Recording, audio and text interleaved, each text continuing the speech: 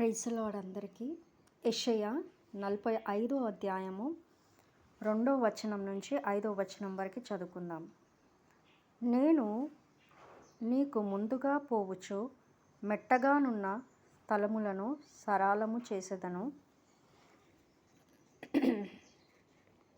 ఇత్తడి తలుపులను పగలగొట్టెదను, ఇనుప గడియలను విడగొట్టెదను.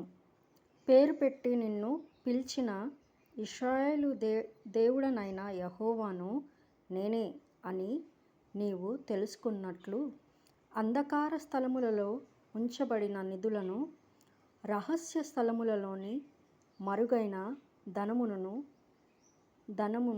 నీకిచ్చెదను.